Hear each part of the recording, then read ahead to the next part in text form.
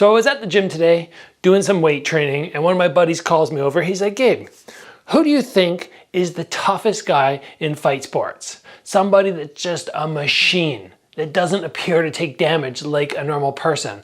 And I stopped and thought, oh man, that's a hard one. Like, there's so many guys who are so good, but then there's so many guys who are just so tough. And how do you possibly narrow it down to one person who just goes above and beyond in terms of toughness? But after thinking about it for 2 or 3 minutes, I had 3 guys that popped into my head. Today we're gonna talk about them, and we're gonna talk about what makes these guys so tough and what gives them the ability to take punishment to the head, the body, and the legs.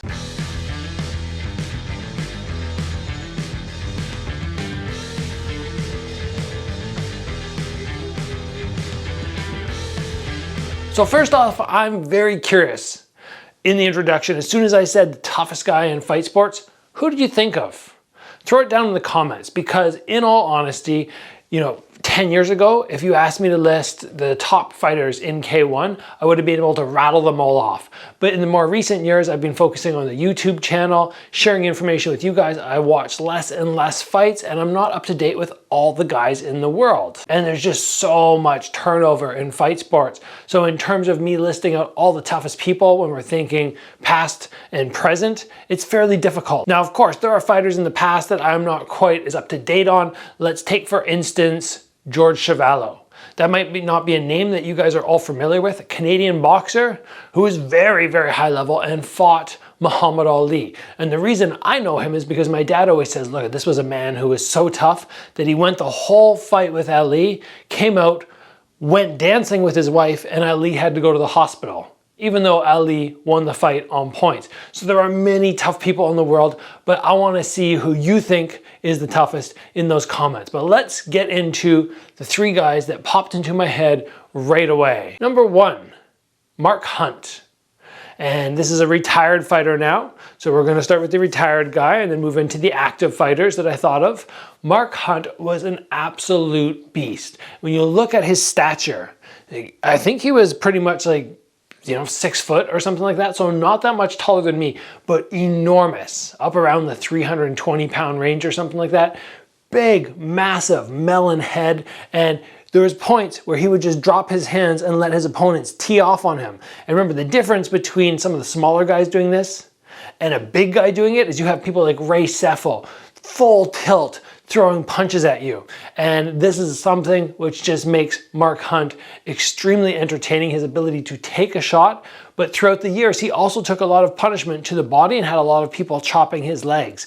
And he was not somebody to drop easy. Now you might be going, okay, Simi Schultz, put him down with, I think it was a spinning side kick and then maybe a jab or something. But yes, every person we're talking about today who's tough eventually ends up going down, in my opinion. They're gonna get dropped at some point. They take a lot of damage.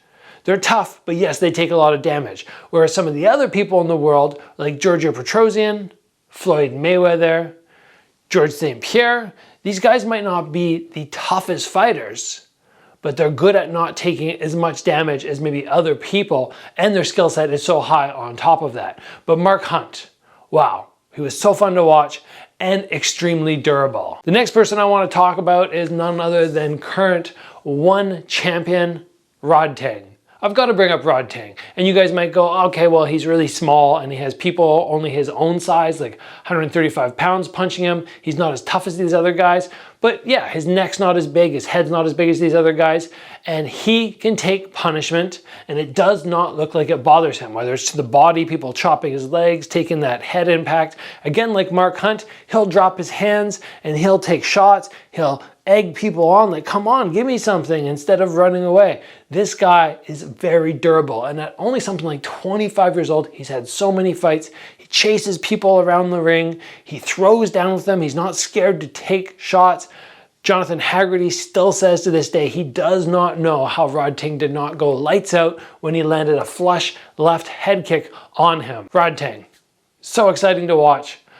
Maybe in my opinion, not somebody who's pound for pound the best. I do feel like there's a couple Muay Thai fighters in Thailand who will be able to defeat him, but my gosh, he's so entertaining to watch and he is really darn good, plus really tough. The last person which we were talking about today, and this is actually the first guy that popped into my head when my buddy asked me, who do you think is one of the toughest fighters in the world?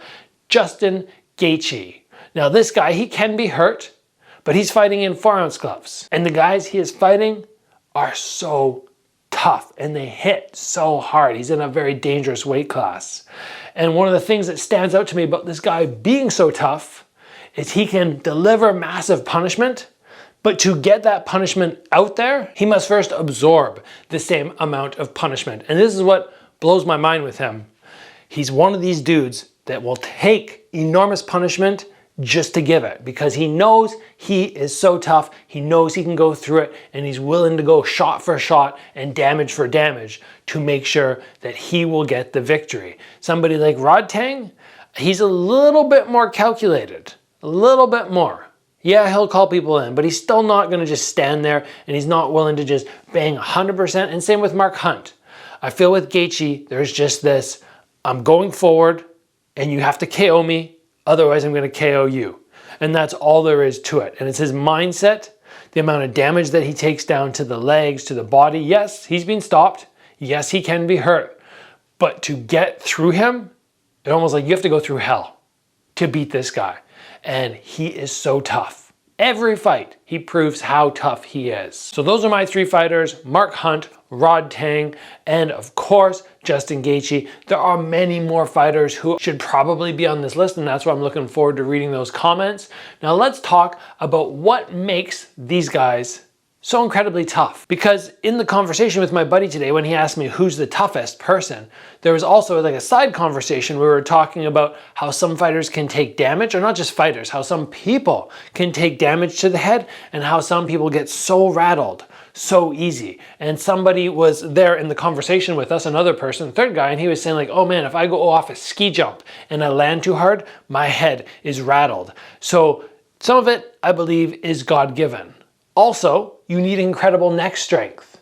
So if you have not already, make sure you're using my neck tutorial or follow along video where you can learn how to strengthen your neck without having to bite down on a piece of wood and lift weights like that. I don't like that one. But neck strength, I truly believe, is something which is going to help.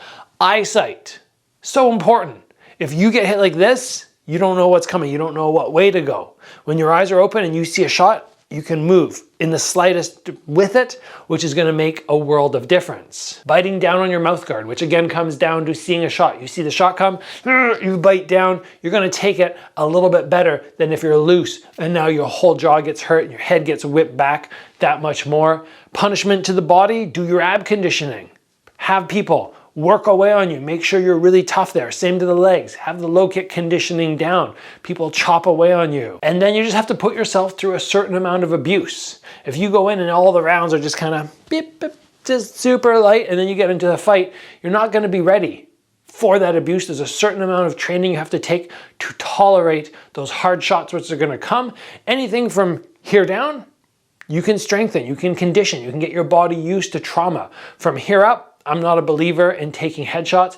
I'm a believer, or at least practicing taking headshots. I'm a believer in getting really good eyesight, developing your neck muscles, getting your chin strong, all of those things which are going to help you take shots. And then you just have to have that mental switch where you can go, I'm willing to get knocked out to knock this guy out. And I don't care if I take damage. I don't really have that. I'll take punishment in a fight, but I'm not going to go in there and sacrifice my health. Whereas these 3 guys, they look like they're willing to do it. And I think that's something that gives them the edge in how tough they seem when they get into fight. So that's all we're going to do today. These 3 fighters, if you have not already checked them out extensively, if you love watching fights, you're going to enjoy watching these guys. So be sure that you look up some of their fights and look at the crazy battles they've had, and you'll be stunned on how many head kicks they can take, how many shots to the face they can absorb. It is wild. Give the video a like if you have not already. Please join the channel, get subscribed. Train hard, guys. I'll see you back here soon for another video.